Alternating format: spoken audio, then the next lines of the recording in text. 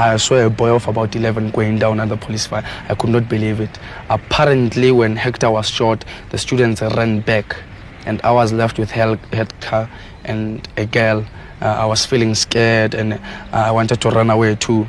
And this policeman was aiming his gun at Hector again, wanting to finish him off. And this girl stood in front of Hector and told the policeman in Afrikaans that skit for me, shoot for me. And the policeman deviated his aim and shot in the air. There were more than 300 people who were dead. How do you know that? After the June riots, on the weekend after the Wednesday, we went to the government mortuary to go and try and find some people and identify the people we know. When we got there were bodies scattered all over the place, and some of them were packed like potato sacks. And apparently these people had name tags on their wrists, and these name tags had been removed because you could see where the plaster was, and then they had been pasted with numbers on their foreheads. This is the corpses? The corpses. And they were turning bluish in color. I don't know what was the cause of that. And the biggest figure I saw was 353. That's from the numbers on the corpses themselves? The numbers on the corpses themselves. There is an instance where I saw a child of 8. When this hippo passed, people ran away. And this kid innocently raised his fist in a black power sign and said, "Power to this passing hippo." The hippo stopped there on the spot, and they opened fire on this 8-year kid.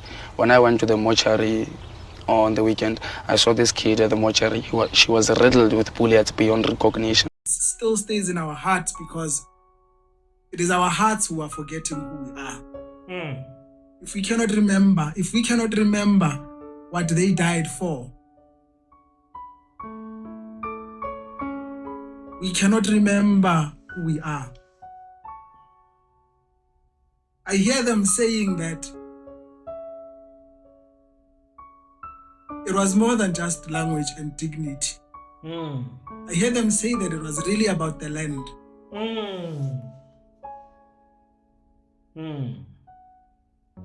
They say that they are old now, but their souls still remain young. Rabbie, wait.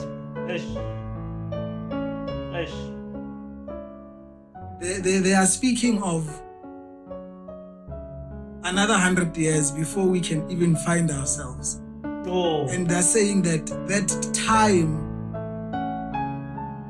could be us whisking further away from ourselves.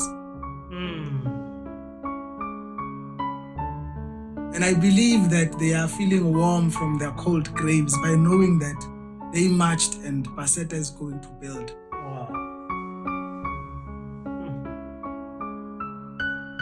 It is loud down there because they're all screaming. Every single one of them wants to be heard.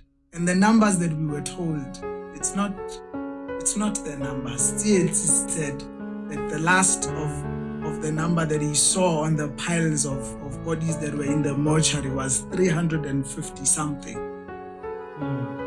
Because what they did, they removed the tags from their bodies and they wrote numbers on their foreheads. They're saying they're crammed in these graves. They're asking us to free them. One brick at a time. They're asking us to remember them. One mother tongue word at a time. The same reason Afrikaans was not a must is the same reason that our languages have to be remembered. They cannot die with the people who died against a system fighting to preserve them. They're reminding us to speak.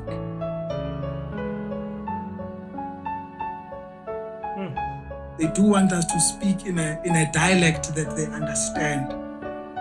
Of course, they were fluent in English. We do have the knack of outdoing the colonizer in most things, but we cannot outdo them in organizing ourselves.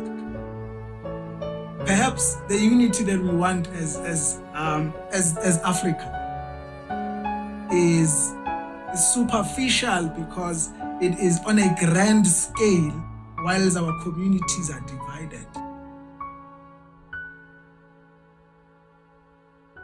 But of course, all we can do is try to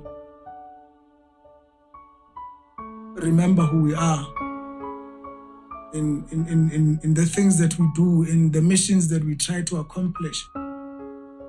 You know, it's like one of the reasons, man, why you triggered me when you said spiritual realm and graveyard. You know, it's one of the reasons why I have said this to you personally, or I felt this as a calling, you understand, to be a part of PASETA. And I said it to you, or I learned everything that I have taught myself, that I have learned along the way. I realized there was a greater purpose. There was a time where it would be needed, you know, and the time is now. The time is now. We might not have 1,000 people listening to this, or 1,000 people watching or participating when we are having our live on the 16th of June.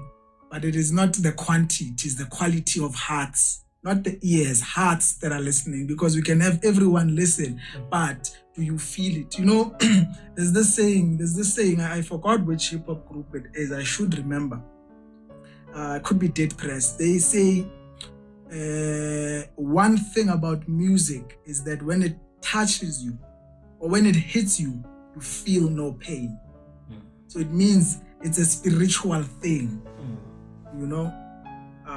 And so that's the beauty of these kinds of things. You get spiritually fulfilled by even just having one person's heart understand what you are trying to say.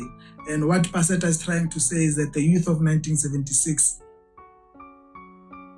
what they have died for is what we are building for. They marched, we built. Okay?